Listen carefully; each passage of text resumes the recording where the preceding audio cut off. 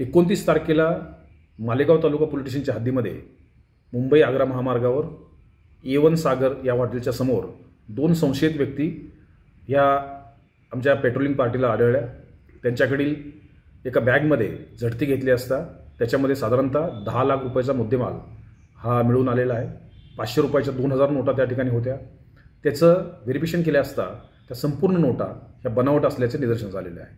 हे 2 व्यक्ती नजीर अन्सारी आणि मोहम्मद अन्सारी हे बऱ्हाणपूर मध्य प्रदेश या ठिकाणचे रहिवासी आहेत। यांच्या कब्जातून संपूर्ण मुद्देमाल आणि 2 मोबाईल फोन हस्तगत करण्यात आलेले आहेत। या नोटा मध्य प्रदेशपेक्षा इतर राज्यातून आणलेल्या असाव्यात असा आतापर्यंतच्या तपासामध्ये काही गोष्टी समोर आलेल्या आहेत। त्यांनी हा मुद्देमाल याच मालेगावच्या ठिकाणी किंवा नाशिक जिल्ह्यामधील एका व्यक्तीला देण्यासाठी त्यांनी या ठिकाणी आणला होता अशी माहिती समोर येत आहे। याबाबत मालेगाव तालुका पोलीस स्टेशनला गुन्हा दाखल करण्यात आलेला आहे। पोलीस स्टेशनचे प्रभारी अधिकारी प्रीतम चौधरी याबाबतचा अधिक तपास करत आहेत। आरोपींना 8 दिवसाचा PCR मिळालेला आहे।